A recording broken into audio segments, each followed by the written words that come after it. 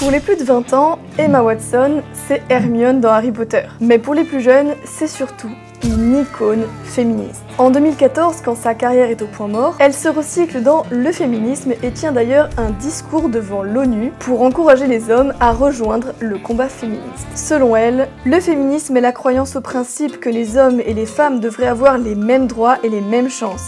C'est la théorie de l'égalité politique, économique et sociale des sexes. Vous croyez que le féminisme c'est un combat pour favoriser les femmes au détriment des hommes? Mais non, mais pas du tout. En réalité, en abandonnant la virilité, les hommes ont tout à gagner. Le féminisme, c'est la seule chance pour eux d'être libérés de la masculinité toxique et d'accéder à la merveilleuse utopie de l'égalité. Bon, quand les féministes disent ça, ça m'énerve à un point inimaginable. Parce que ça, c'est ce qu'elles disent au début de la discussion. Quand on creuse un peu, le refrain est un peu différent. Si vous dites à une féministe que vous refusez de croire à son idéologie anti-homme, alors les masques tombent. Ulcéré, votre adversaire de duel va révéler ce qu'elle pense réellement. Le féminisme, c'est la revanche bien méritée des femmes contre les hommes dans ton genre. Maintenant, c'est notre tour. Au moins, c'est honnête, et moi j'aime l'honnêteté. C'est pour ça qu'il y a une féministe que j'apprécie beaucoup, parce qu'elle dit tout haut ce que beaucoup pensent tout bas. Et si on veut connaître le projet que les féministes ont pour l'avenir de l'Occident et surtout des hommes, autant s'intéresser à celles qui assument leurs idées. La féministe en question, c'est elle. Quasiment inconnue en France, il s'agit d'une autrice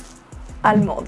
Meike Stavrock. En 2021, elle publie un ouvrage fracassant, Le choix féminin sur le début et la fin de la civilisation masculine. Alors, vous allez me dire, mais quel est l'intérêt du bouquin? Parce que tu dis qu'elle est honnête, mais c'est pour lire de la haine des hommes étalée sur 350 pages, il n'y a pas grand intérêt. Justement, la thèse de Meike Stavrock est beaucoup plus intelligente que ça, mais donc aussi beaucoup plus dangereuse. Pour vous donner un aperçu, l'avenir qu'elle propose, c'est la prostitution remboursée par l'assurance maladie et le métaverse du porno pour 80% des hommes. Par conséquent, si vous voulez résister à cet avenir, je vous conseille vraiment de savoir ce que raconte Meike Stavrock. Par rapport à 99% des autres féministes, Stavrock est honnête pour 3 raisons. Premièrement, c'est qu'elle a une formation scientifique, ce qui fait qu'elle analyse les rapports hommes-femmes sur un prisme biologique et pas simplement culturel. Comme vous allez le voir, ses constats sur les rapports entre les sexes sont quasiment les mêmes que ceux qu'on pourrait entendre de la part d'antiféministes. Deuxièmement, elle admet qu'elle s'intéresse surtout aux intérêts féminins et qu'elle ne prétend pas jouer pour les deux équipes en même temps. Et enfin, comme on le verra plus tard, les solutions politiques qu'elle propose sont très surprenantes car ultra modernes, mais du coup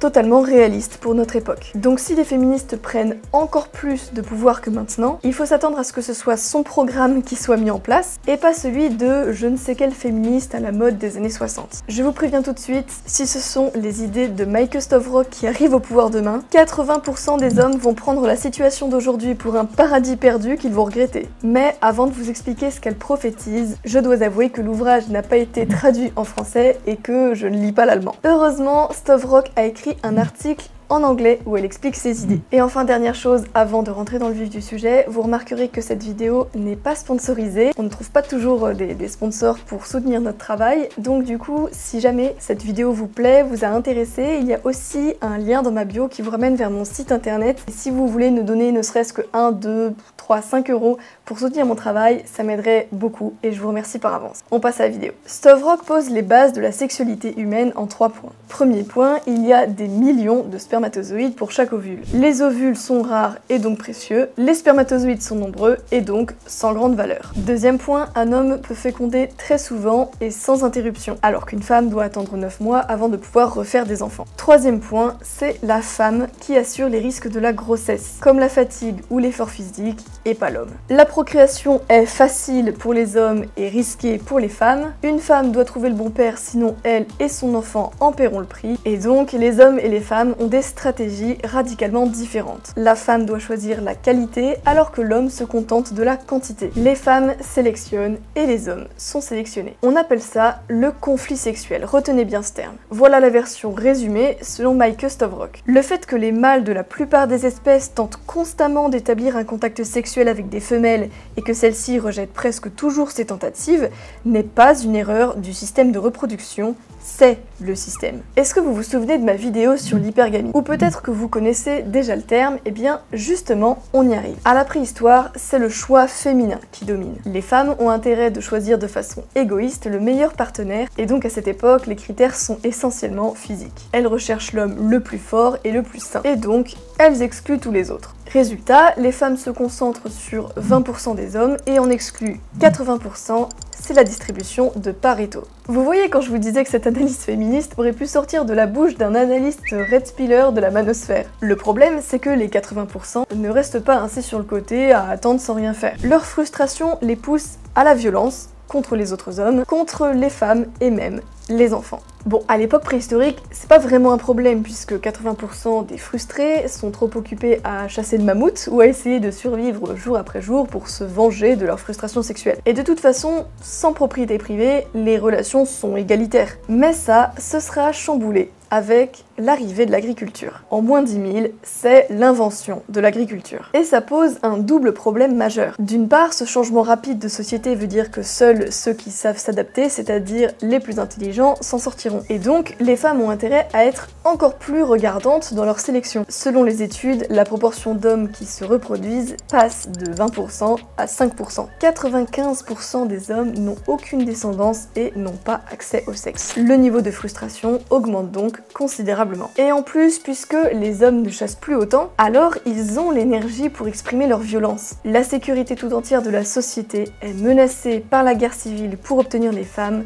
et par l'ultraviolence. Selon Stavrock, les hommes font un choix. Pour préserver la civilisation, ils inventent 3 choses pour calmer le conflit sexuel et réduire la violence. La propriété privée qui implique de pouvoir la défendre et donc qui concentre les ressources dans les mains de ceux qui savent se battre, les hommes, le mariage qui permet de supprimer le choix féminin et de choisir à leur place pour distribuer les femmes de façon plus égalitaire, et l'argent que les femmes n'étaient pas autorisées à posséder et qui leur permettait de les empêcher d'accumuler des ressources et de devenir indépendantes. Résultat, les hommes sont les gagnants du conflit sexuel qui était en sommeil pendant plusieurs milliers d'années. Cette domination masculine perdure jusqu'à l'invention de la pilule contraceptive. Et là, c'est un changement majeur. Désormais, les femmes reprennent la liberté sur leur reproduction. Elles choisissent d'avoir des enfants ou non, et donc avec qui elles peuvent avoir des enfants. On peut rajouter la disparition du mariage et l'invention de l'État-providence pour créer le cocktail explosif qui va détruire tout ce monde dans lequel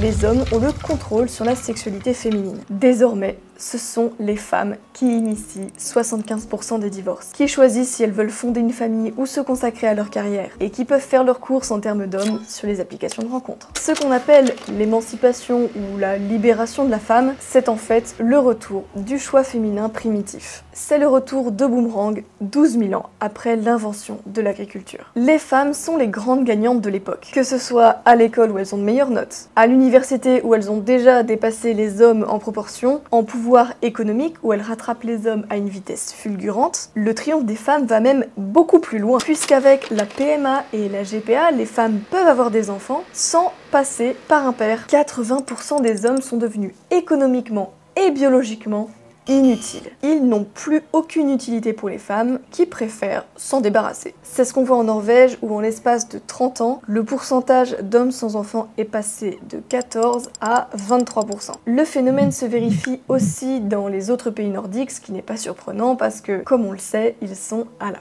pointe du progrès. Les féministes applaudissent, vive la libération de la femme, mais Maaike Stavrock, elle n'a pas oublié que la société change peut-être, mais pas la biologie profonde des hommes et des femmes. Et donc, elle sait que cette logique de retour primitif du choix féminin ne va pas durer. Un jour ou l'autre, les hommes prendront leur revanche, comme quand ils avaient inventé le mariage, la propriété privée et l'argent, il y a 12 000 ans. Et c'est là que Maaike Stavrock fait tomber le masque. Adieu l'égalité des sexes, l'harmonie et l'avenir joyeux pour tous. Vous vous souvenez des 80% de frustrés de la préhistoire? Eh bien, tant que ces 80% qui n'ont pas été choisis par des femmes sont encore en vie, l'utopie féministe est en danger. Pour elle, il n'y a qu'une solution. Pour que le paradis féminin puisse durer, il faut tenir en laisse les 80% et laisser les femmes choisir dans les 20% qui restent. Pourquoi ne pas génocider ces 80% d'indésirables? Ils font les boulots pénibles et difficiles dans le bâtiment, l'agroalimentaire, l'industrie, la logistique. Donc sans eux, la civilisation s'effondre et les femmes n'auront plus accès au confort moderne. Ah zut, ce serait dommage quand même. Comment résoudre cette équation? C'est là qu'on arrive au stade des propositions. Stavrock est bien clair. La première étape, c'est de détruire la monogamie, qui est une invention des hommes pour les hommes, afin de détruire le frein à l'épanouissement féminin. Selon elle, la libido des femmes a une date de péremption. Une femme peut désirer le même homme pendant 3 ans, mais pas plus. Il faut donc libérer les femmes de la prison du mariage et de la monogamie, qui les force à coucher avec des hommes qu'elles méprisent. Ensuite, il faut détruire l'idéal de l'amour romantique et le concept de l'âme sœur, qui fait croire aux hommes indésirables qu'ils méritent une femme alors qu'ils ne sont que les déchets génétiques de l'humanité et qui piègent les femmes dans la monogamie. Parce que ça ne suffit pas, il faut identifier dès leur plus jeune âge les hommes indésirables et les tenir éloignés des femmes. Il faut interdire les relations, sauf dans le cas où la femme envoie un signal fort et sans aucune ambiguïté envers un homme. Et dans le même temps, il faut supprimer la stigmatisation des incels, les célibataires involontaires. Je précise que c'est elle-même qui utilise le terme, pour que les hommes se sentent à l'aise dans leur vie de célibat subi et qu'ils n'aient pas envie de se rebeller. Mais il y a un problème dans tout ça, parce que les 80%, ils vont quand même chercher à avoir de la satisfaction sexuelle. Comment leur en donner pour ne pas qu'ils fassent tout exploser, mais sans leur donner le pouvoir sur les femmes? Pour Stavrock, la réponse est évidente. Pour ces hommes, leur vie sentimentale doit se résumer à l'usage de robots sexuels, à la consommation massive de porno, qui doit être normalisée et libéralisée au maximum, et dans certains cas, à la possibilité d'avoir accès à des prostituées fournies par l'État, et dont la prestation est remboursée par l'assurance maladie. Le futur promis par les féministes, c'est 80% des hommes qui font tourner la machine de la société avant de rentrer s'intoxiquer dans le métaverse. La thèse de Maaike Stavrock peut faire sourire. Elle est certainement extrême, mais elle n'est ni stupide ni ridicule. Les antiféministes reprochent souvent aux féministes d'être irrationnelles et émotionnelles. Cette critique ne fonctionne pas du tout avec Maaike Stavrock. Elle est pragmatique, rationnelle. C'est pour ça qu'elle va loin. Mais sa vision des choses est cohérente. C'est une féministe logique et relativement honnête. Si on veut le féminisme, il faut se débarrasser du patriarcat.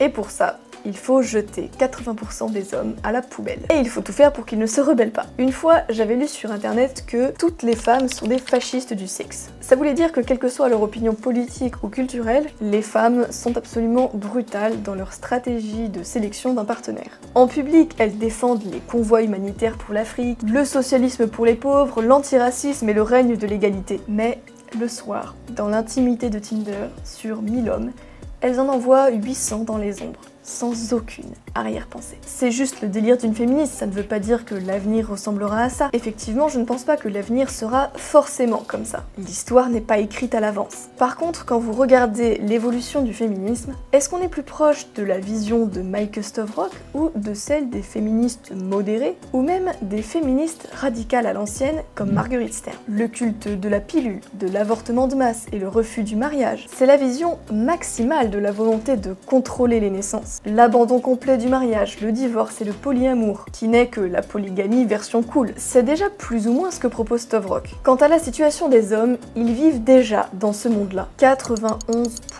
consomment du porno, et OnlyFans permet d'aller encore plus loin et d'accrocher des mecs dans des relations d'esclavage affectif et financier. 43% des 18-25 ans n'ont connu aucun partenaire sexuel ou affectif au cours de l'année, et l'exemple norvégien montre qu'une partie de plus en plus grande des hommes n'ont déjà même plus de descendance. Sur Tinder, les femmes ne likent que 5% des profils qu'elles voient passer. Encore une fois, toutes les statistiques, toutes les études que je cite, je mets toujours tout en description.